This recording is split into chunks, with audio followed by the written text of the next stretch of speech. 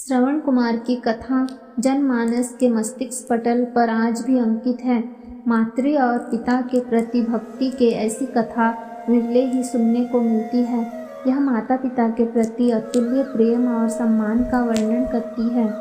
श्रवण कुमार ने अपना संपूर्ण जीवन माता पिता की सेवा शुश्रूषा में समर्पित कर दिया और मृत्यु पर्यंत उनकी सेवा करते रहे। अपनी इसी मातृ और पितृभक्ति के कारण वह अमर हो गए।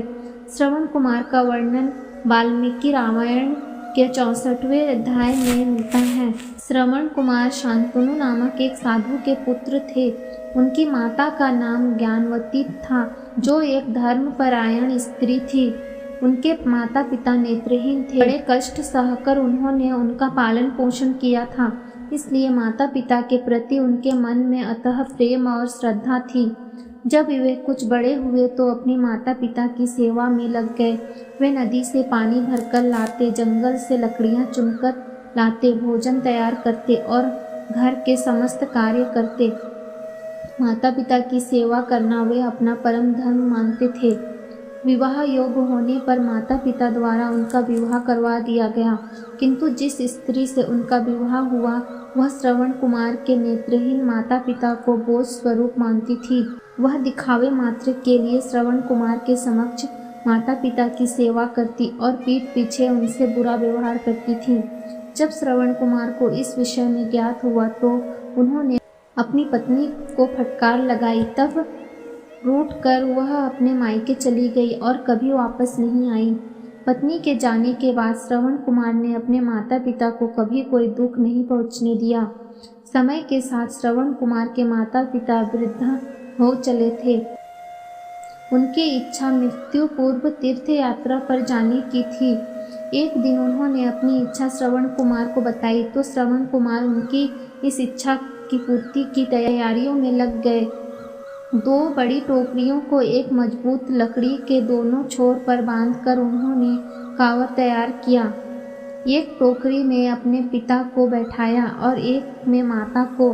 फिर उस कांवर को अपने कंधे में लादकर वे विभिन्न तीर्थों की यात्रा पर निकल गए।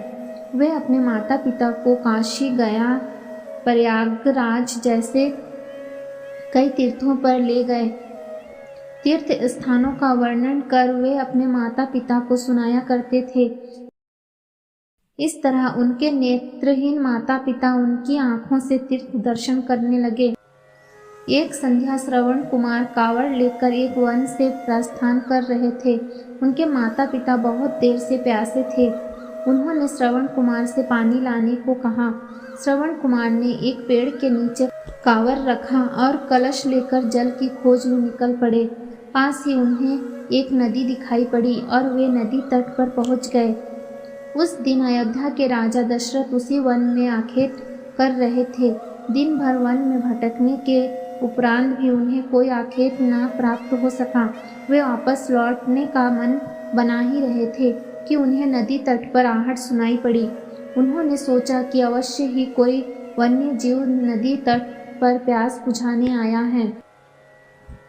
शब्द भेद वाण चलाने में पारंगत राजा दशरथ ने आहट की दिशा में वाण छोड़ दिया, किंतु वह कोई वन्य प्राणी नहीं अपितु श्रवण कुमार थे, जो अपने माता पिता के लिए कलश में जल भर रहे थे। बाण उनके सीने में जा घुसा और वे पीड़ा से करहा उठे।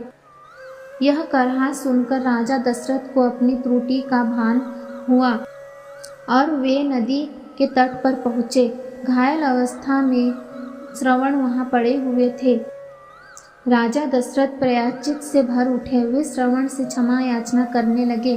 तब श्रवण कुमार ने कहा, राजन, मुझे अपनी मृत्यु का कोई दुख नहीं। दुख है कि मैं अपने माता पिता की इच्छा पूर्ण ना कर सका। मैं उन्हें समस्त तीर्थों की यात्रा ना करा सका। इस समय वे प्यास से व्याकुल हैं। कृपया कर आप इस कलश में पानी भरकर उनकी प्यास बुझा दीजिए। इतना कहकर श्रवण ने प्राण त्याग दिए।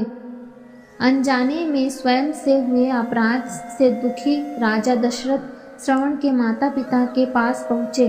श्रवण कुमार के माता पिता कदमों की आहट से जान गए कि वह उनका पुत्र नहीं है।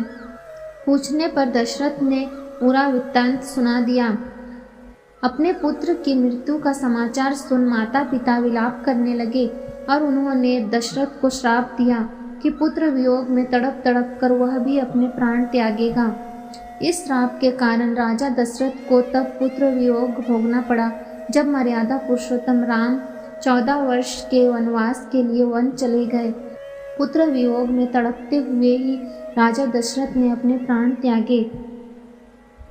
ऐसी ही और पौराणिक कथाएं सुनने के लिए हमारे इस चैनल को लाइक और सब्सक्राइब जरूर करें। धन्यवाद।